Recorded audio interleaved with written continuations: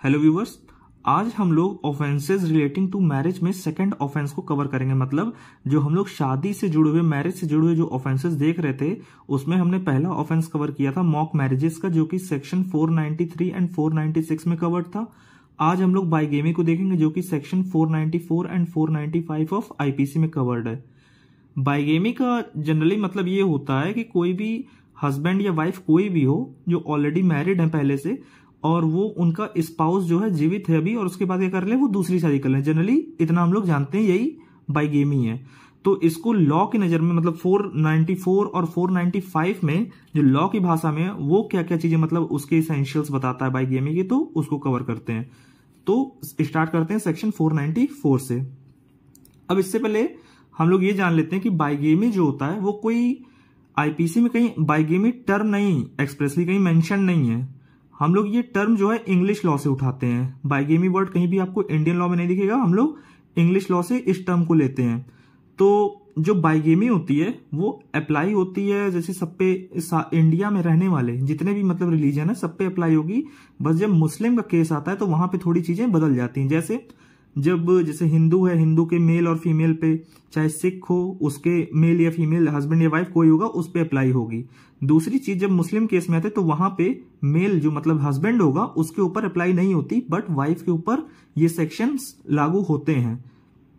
जैसे अगर कोई मुस्लिम मेल है या हस्बैंड है, वो क्या होता है कि उसको कुरान के अकॉर्डिंग, शरिया के अकॉर्डिंग, शरिया लॉ के अकॉर्डिंग उनको जो है अलाउ किया गया कि आप चार शादियां कर सकते हैं। बट जो वाइफ होती है उनको सिर्फ एक शादी तक अलाउड है।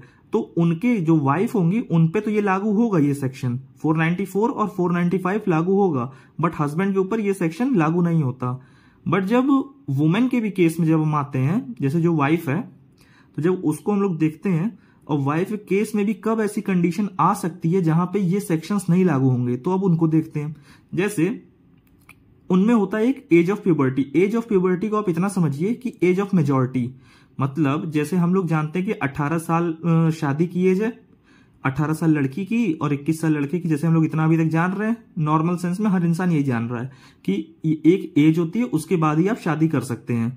ठीक, तो वो हो गई एज तो मेजॉरिटी की, तो उसके बाद ही शादी हो रही। बट इनमें क्या होता है, एज ऑफ प्यूबर्टी के अकॉर्डिंग जो है, एक प्यूबर्टी मतलब आप वयस्क हो गए हैं, तो उसके बाद जो है आपकी शादी हो सकती है। तो इनके यहाँ एज ऑफ प्यूबर्टी का कॉन्सेप्ट जो है मतलब फिजिकल ग्रोथ के ऊपर डिपेंड करता है।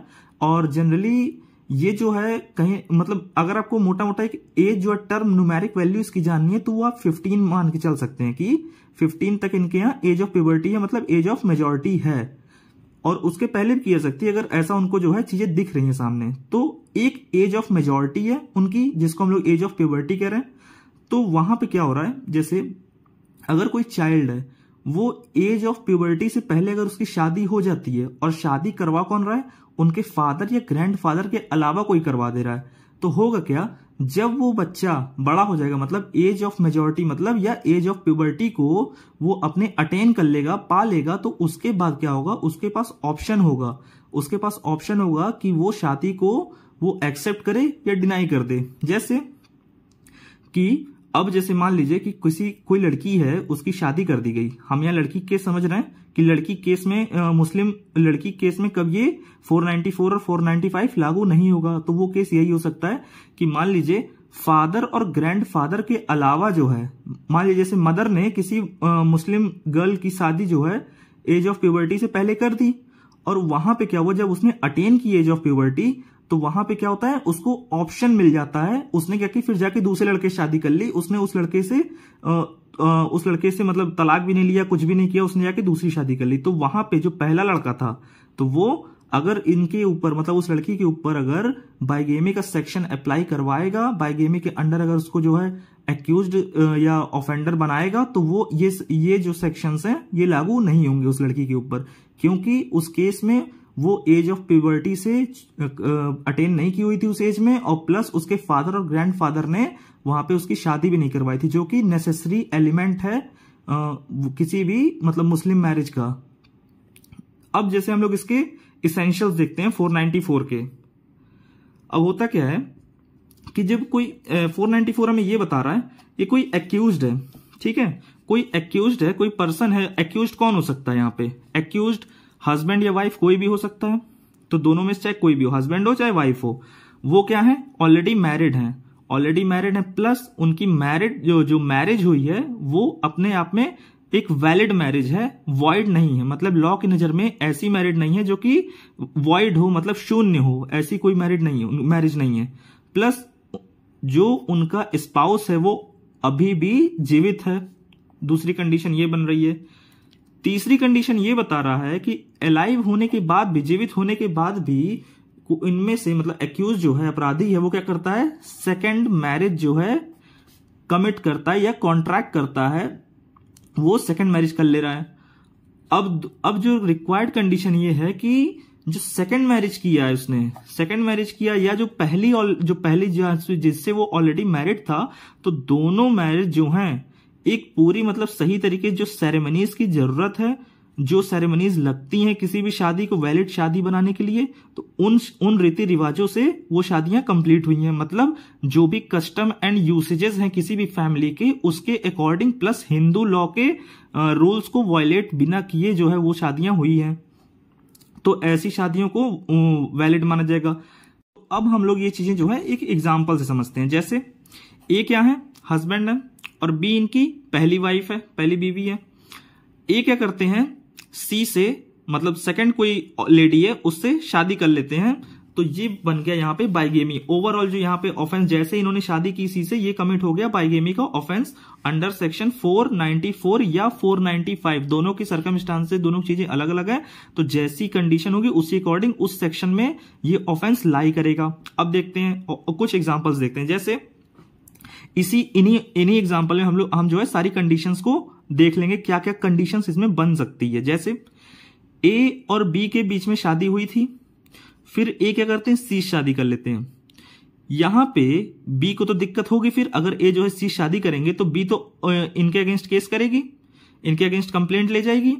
तो होगा क्या, जब बी ले गई कंप्लेंट और ए क्या करते हैं, कोर्ट में ये चीज साबित कर देते हैं कि बी, ए और बी के बीच में जो शादी हुई थी वो तो वैलिड मैरिज कभी थी ही नहीं, मतलब वो हमेशा इनवैलिड मैरिज थी, मतलब वॉइड थी या जो भी थी, मगर वैलिड मैरिज तो नहीं थी इनके बीच में, शून्य थी वो शादी लॉ की नजर में।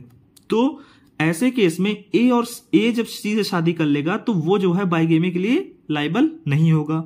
दूसरी चीज क्या रिक्वायर्ड है कि जैसे बाइगेमी ऑफेंस होने के लिए क्या रिक्वायरमेंट है। अब जैसे ए और बी के बीच में शादी हुई है, ठीक, ए गए करते हैं बी से सी से शादी कर लेते हैं दोबारा, ये चीज बी को पता चल जाती है। बी जो इनके अगेंस्ट केस ले गए, इनके अगेंस्ट केस किया। अब जो है कहीं ना कहीं कोर्ट में ये साबित अगर हो गया कि ए और सी के बीच में जो भी सेरेमनी या जिस तरह भी इनके बीच में शादी हुई है वो अपने आप में लॉ की नजर में वैलिड शादी नहीं बनाता, तो ऐसे केस में ए जो है बाइगेमी के लिए ऑफेंडर नहीं माना जाएगा, बाइगेमी के लिए 494 में या 495 में लाइबल नहीं होगा। ठीक, तो ये कंडीशन बन रही है।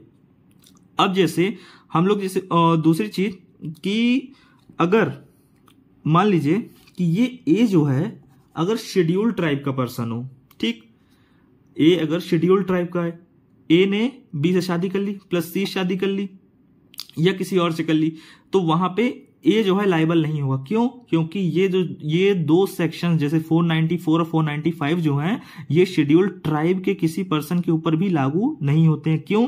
क्योंकि जो ये सारी चीजें मतलब मैरिज जो है एक तरह का जो है पर्सनल लॉ से रेगुलेट किया जाने वाला, गवर्न किया जाने वाला जो है चीजें हैं। तो ये हमेशा किसी की भी शादी हो रही, चाहे हिंदू हो चाहे मुस्लिम हो या कोई भी धर्म का हो, तो वो अपने जो है रीति रिवाजों से, अपने धर्म के रीति रिवाजों से ये चीज करता है। तो किसी के धर्म, जैसे मुस्लिम धर्म में है कि 4 शादियां अलाउ है, तो लॉ में क्यों अभी तक वो अलाउ है? मेल को लेके हस्बैंड क्यों अभी तक 4 शादी कर रहा है? क्यों? क्योंकि वो कहीं ना कहीं उनके धर्म का एक हिस्सा है, तो उनके पर्सनल लॉ से वो लोग रेगुलेट होते हैं। मैरिज जो है उनके पर्सनल लॉ का सब्जेक्ट है, तो इसलिए लॉ जो है उनकी उस चीज को मान ले रहा है, इस कारण बस। तो इसीलिए कस्टम को यहां बहुत ज्यादा इंपॉर्टेंस दी गई है। ठीक है, अब जैसे तो मतलब क्या हमको निकल के आया, मोटा मोटा क्या चीज निकल के आई कि अगर आपको साबित करना है बाइगेमी का ऑफेंस, तो फर्स्ट मैरिज हो या जो आपने सेकंड मैरिज की है, आपको ये साबित करना पड़ेगा फर्स्ट मैरिज भी वैलिड सेरेमनी से हुई है और सेकंड मैरिज भी वैलिड तरीके से हुई है। अगर इनमें से कोई एक भी अगर साबित हो गई कि ये या तो ये गलत थी या तो ये गलत थी, तो इनके ऊपर मतलब ए जो है बाइगेमी के ऑफेंस के लिए लाइबल नहीं होंगे। अब इससे आगे बढ़ते हैं, जैसे इसमें कुछ एक्सेप्शंस भी हैं। जैसे एक्सेप्शन के केस में, एक्सेप्शन का मतलब ये कि कुछ ऐसे कंडीशंस हैं जहां पे इस ऑफेंस से छूट है। जैसे जहां पे ये साबित हो जाए कि पहली मैरिज नल एंड वॉइड थी, जो हम लोग ऑलरेडी देख चुके हैं। दूसरी चीज, अगर ये ऐसी कंडीशन बने कि एक स्पाउस 7 साल से जो है एब्सेंट है। एब्सेंट का मतलब सिर्फ एब्सेंट नहीं है, एब्सेंट के बाद भी कई चीजें, जैसे एब्सेंट होने के साथ साथ जो दूसरा स्पाउस था, जैसे यहां हम लोग एग्जांपल समझें, एब्सेंट की बात आई है तो यहां हम लोग एग्जांपल समझते हैं। जैसे ए है, ए हस्बैंड है या वाइफ, ए हस्बैंड है, बी इसकी वाइफ है।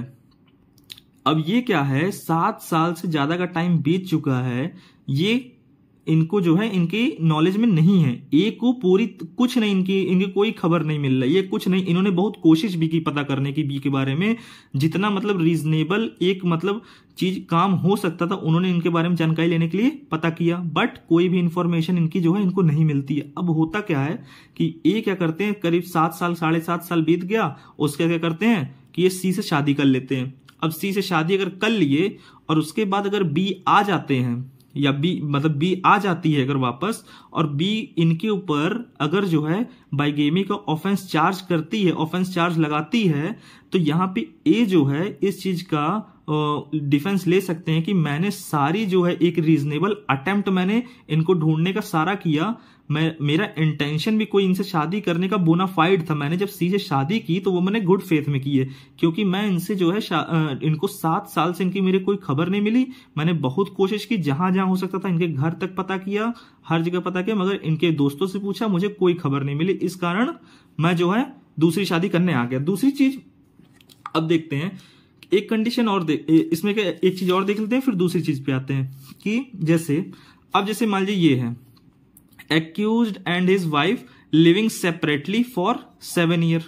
अब जैसे क्या 7 ईयर से सिर्फ रहना सेपरेट, जैसे हस्बैंड और वाइफ हैं वो 7 साल से सेपरेट रह रहे हैं, ठीक।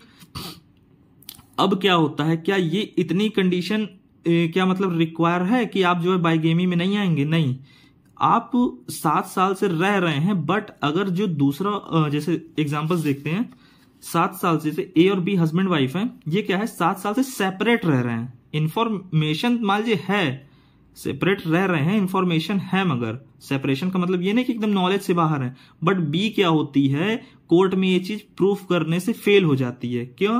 कि ये दोनों सेपरेटली रह रहे थे, अब ये चीज साबित नहीं कर पाई कि सेपरेट रहते। अब ए कहीं साबित कर दे कि हमें तो नॉलेज ही नहीं थी कि यहाँ कहाँ है, बस पूरा खेल यहाँ साबित का है। तो अगर सेपरेट रह रहे थे और ऐसी कंडीशन बन जाती है कि बी प्रूफ न कर पाए ये चीज कि हम सेपरेट रह रहे थे, बल्कि ए क्या करता है और ज्यादा चीज बताता है कि हम तो मतलब हमें कोई नॉलेज नहीं, ये सब चीजें बताता है, तो इस केस में भी ये बच जाएगा बाइगेमी से।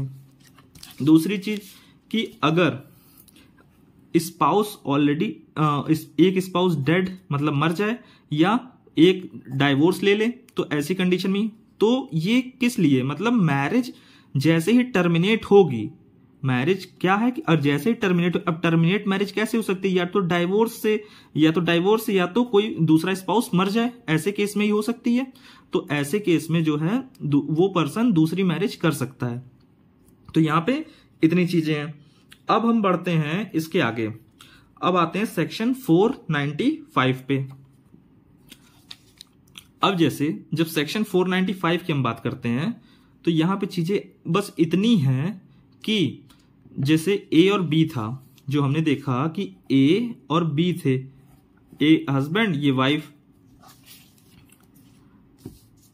ए ये और ये जाते हैं सी से शादी करने गए, इन्होंने ऑलरेडी मैरिड थे, ये सी से शादी कर लेते हैं और कर क्या रहे हैं, ए जो है इससे मतलब सी से ये फैक्ट डिस्क्लोज नहीं करते हैं कि ये ऑलरेडी मैरिड हैं। तो ऐसे केस में ये क्या कहां चले जाएंगे, ये चले जाएंगे 495 ऑफ आईपीसी में लाइबल हो जाएंगे। वहां पे इनकी पनिशमेंट थोड़ी बढ़ जाएगी, 10 ईयर तक की जो है जेल होगी और प्लस फाइन होगी, तो ये चीजें हो जाएंगी।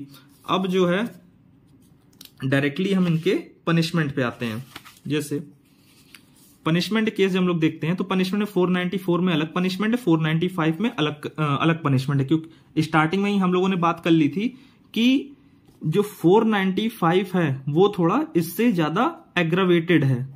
जैसे हो कह रहा था, इसमें जो है 7 ईयर तक की जेल हो सकती है, रिगरस या सिंपल मतलब कठोर या साधारण कुछ भी, और प्लस फाइन भी देना ही पड़ेगा 7 साल तक का, मतलब कि 7 साल मैक्सिमम हो सकती है, और 10 साल तक इस 495 में, और प्लस फाइन इसमें भी देना पड़ेगा। मतलब यहां ये हो रहा है 495 में कि छुपा के आप जो है अगर कर रहे हैं, कंसील कर रहे हैं अपनी मैरिज को छुपा के अगर आप कर रहे हैं तो आप जाएंगे 495 में। बट अगर आप जो है फैक्ट को डिस्क्लोज कर दे रहे हैं, बता दे रहे हैं, तब कर रहे हैं, तो ऐसे केस में आप बच जाएंगे। तो ये थी पनिशमेंट। दूसरी चीज ये देखते हैं कि जो 494 है सेक्शन, वो नॉन कॉग्निजेबल है, प्लस बेलेबल है, प्लस कंपाउंडेबल। अब कंपाउंडेबल का मतलब क्या होता है? कंपाउंडेबल का मतलब कि कॉम्प्रोमाइज, इतना समझिए, कॉम्प्रोमाइज, हस्बैंड और वाइफ अगर चाहे कॉम्प्रोमाइज कर सकते हैं कोर्ट की परमिशन से। नॉन कॉग्निजेबल का मतलब कि आपके अगेंस्ट जब तक वारंट नहीं आएगा तब तक आप अरेस्ट नहीं होंगे। दूसरी चीज, अगर आप अरेस्ट हो गए तो आपको तुरंत बेल भी मिल जाएगी, बेल पे छोड़ देंगे।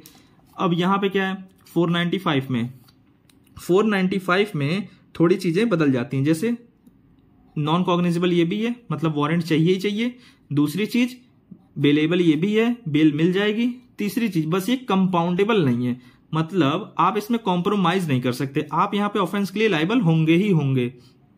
तो अब जो है इससे आगे बढ़ते हैं और आगे चीजों को देखते हैं। जैसे अब देखते हैं कि सुप्रीम कोर्ट ने इन चीजों में क्या बोल रखा है। तो सुप्रीम कोर्ट के 2 इंपॉर्टेंट केस हैं इससे रिलेटेड। जैसे पहला केस है सरला मुदगल का।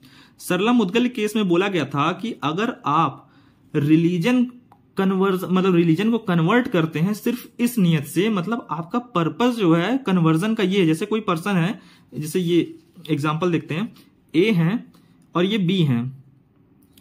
ए क्या करते हैं, ये मान लीजिए हिंदू हैं दोनों, ये क्या है, हिंदू हैं, हिंदू रीति रिवाज से शादी हुई। अब ये क्या करते हैं, चले जाते हैं सी से शादी कर लेते हैं, ठीक है, सी से शादी कर लिए। कैसे किए? अब यहां पे ये क्या करते हैं, इन्हें पता था कि मैं जब तक हिंदू रहूंगा तब तक तो मैं शादी नहीं कर सकता दूसरी, बट अगर मैं अपने आप को इस्लाम में कन्वर्ट कर लूं तो ऐसे केस में मुझे पता है कि मुझे 4 शादियां करने का मौका मिल जाएगा, वहां पे इनके ऊपर बाइगेमी का ऑफेंस जो है नहीं लगेगा। तो ऐसे केस में क्या करते हैं, ये चले जाते हैं इस्लाम धर्म को अपना लेते हैं। तो इसके बाद क्या करते हैं, ये सी से शादी कर लेते हैं। तो इसी मैटर को लेकर सुप्रीम कोर्ट ने बोला, सरला मुदगल में ऐसा ही मैटर आया था सामने, Sarla Mudgal versus Union of India case में। तो कोर्ट ने बोला आप सिर्फ शादी करने के पर्पज से अगर आप जो है कन्वर्ट हो रहे हैं किसी रिलीजन में, तो आपको इस ऑफेंस से, बाइगेमी से आपको छूट नहीं दी जाएगी, आपके ऊपर बाइगेमी लागू होगा, ठीक। तो मतलब आप वहां बचेंगे नहीं। ये सोचे कि आप इस्लाम में जाके अपनी मतलब जिम्मेदारियों से और वो सब चीज दूसरी चीजों से बच जाएंगे, तो ऐसा कुछ नहीं, आप इस ऑफेंस के अंडर जो है लायबल होंगे। दूसरी चीज, एक केस और था इंपॉर्टेंट, लिली थॉमस का, lily Thomas versus Union of India में, ये 2000 में आया था। इसमें भी सेम बात, पहली चीज तो सेम बात इसमें रिपीट कर दी कोर्ट ने कि आप अगर रिलीजन सिर्फ इसलिए चेंज कर रहे हैं कि आपको जो शादी करनी है, सिर्फ ये पर्पज है आपका, तो वहां पे आपको क्षमा नहीं किया जाएगा, आप जो है इस ऑफेंस के अंडर लायबल होंगे। दूसरी चीज, अब यहां पे बहुत इंपॉर्टेंट चीज बताई गई सेकंड वाइफ को लेके। यहां पे ये बताया इस केस में कि जो सेकंड वाइफ होगी वहां पे उसका हस्बैंड की प्रॉपर्टी में कोई भी राइट नहीं होगा, वो कोई भी चीज वहां पे एंटाइटल नहीं होगी उसकी प्रॉपर्टी में। होगा क्या, बस वो इतना कर सकती है कि इंटरिम मेंटेनेंस मांग सकती है। क्या मांग सकती है? इंटरिम मेंटेनेंस, मतलब टेम्परेरी पीरियड के लिए जो है वो अपना मेंटेनेंस चलवा सकती है, वहां पे कोर्ट ये अलाउ कर देगा। बट कंडीशन ये बनती है कि मान लीजिए अब सेकंड वाइफ से अगर कोई चाइल्ड जो है बॉर्न होता है, तो वो कंडीशन क्या कहेगी? तो होगा क्या कि अगर कोई चाइल्ड जो है इनसे हस्बैंड सेकंड वाइफ से अगर होता है तो सेकंड वाइफ तो ऑलरेडी जो है इनकी तो स्टेटस ही खत्म वाइफ का, ठीक, मगर जो चाइल्ड होगा वो प्रॉपर्टी में पूरा हक रखेगा, वो अपने फादर की प्रॉपर्टी में पूरा हक रखेगा। तो यहां पे यही चीज बताई गई। अब आते हैं सबसे इंपॉर्टेंट चीज की कौन कौन मतलब जो है इसको फाइल कर सकता है, कब कौन कर सकता है। तो इस चीज जैसे होगा क्या कि कोर्ट जो है जब ये बाइगेमी का मैटर जाएगा तो कोर्ट ऐसे ही तुरंत एक्शन नहीं ले लेगा, कोर्ट कॉग्निजेंस लेगा ही नहीं, मैटर तभी सुनेगी कोर्ट जब ये पर्सन आके बताएंगे। जैसे जनरल रूल ये कह रहा है कि सिर्फ एग्रीव्ड पर्सन, एग्रीव्ड मतलब जिसके अगेंस्ट अपराध हुआ, जैसे ए हस्बैंड था और बी जो है वाइफ थी, जैसे ए और बी हस्बैंड वाइफ है, इसने क्या किया, इसने ऑफेंस कमिट किया इसके अगेंस्ट। अब हो क्या रहा है कि इसने जब ऑफेंस कमिट किया तो ये हो गई विक्टिम, ये हो गई एग्रीव्ड। तो जब तक एग्रीव्ड नहीं जाएगा कोर्ट के सामने तब तक मैटर नहीं, कोर्ट जो है संज्ञान में लेगी, कोर्ट कॉग्निजेंस नहीं लेगी, कोर्ट एक्शन नहीं लेगी उस पर कुछ। दूसरी चीज, अब थोड़ी स्पेशल चीज बताया, अगर एग्रीव्ड हस्बैंड है और वो आर्म्ड फोर्स में है और वो जो है उसको मतलब उसके लिए इस कैपेसिटी में नहीं है कि कोर्ट में आके खुद जो है ये चीजें कर सके, अप्लाई कर सके और इस ऑफेंस के अगेंस्ट, मतलब हस्बैंड के अगेंस्ट जो अपराध हुआ है, इसकी वाइफ ने कुछ है मतलब कि बाइगेमी का अपराध किया, तो हस्बैंड अगर आर्म्ड फोर्स का पर्सनल है तो वहां पे जिस पर्सन को ये हस्बैंड जो ऑथराइज कर देगा कोर्ट के परमिशन से, मतलब इसने ऑथराइज कर दिया, तो वहां पे ये पर्सन जो है इनके बिहाफ पे जाके केस फाइल कर सकता है। अब दूसरी कंडीशन बताया कि अगर एग्रीव्ड वाइफ है तो अब मान लीजिए कि वाइफ जो है इस वाइफ के अलावा कौन कौन आके कर सकता है, ठीक, वाइफ के अलावा उसके फादर, उसके मदर, ब्रदर मतलब वाइफ के ब्रदर, वाइफ के सिस्टर, वाइफ का सन, वाइफ के अंकल मतलब पैटर्नल अंकल मतलब चाचा और मैटरनल अंकल मतलब मामा, और फादर और मदर दोनों की बहनें कर सकती हैं, प्लस कुछ और लोग उनकी भी लिस्ट है। दूसरी चीज, कोर्ट की परमिशन से कोई अदर पर्सन भी कर सकता है। ये इतनी कंडीशन बताई गई है, ठीक। अब जैसे हम लोग एक चीज जैसे भूल रहे हैं कि कंडीशन एक ये भी थी, एक्सेप्शन में एक चीज और जोड़ लीजिए, हाँ ये वाला पॉइंट हम लोग शायद भूल गए थे कि जो सेकंड मैरिज है, एक्सेप्शन में हम लोग जब देख रहे थे तो हम लोग डायरेक्टली इस पे मूव कर गए थे। तो जो सेकंड मैरिज है अगर इन्फॉर्म कर दे अपने स्पाउस को, जैसे क्या है कि ए और बी हैं हस्बैंड वाइफ ऑलरेडी, ये क्या करते हैं सी से शादी करने जा रहे हैं, सी तैयार है, सी को कोई दिक्कत नहीं, ये क्या करते हैं मगर बी से बता देते हैं और बी को कोई दिक्कत नहीं सेकंड मैरिज से, तो ऐसे केस में भी ये जो है इनके ऊपर बाइगेमी नहीं लगेगी। तो आज के लेक्चर में ओवरऑल इतनी चीजें थी, बाकी की चीजें हम लोग नेक्स्ट लेक्चर में देखेंगे।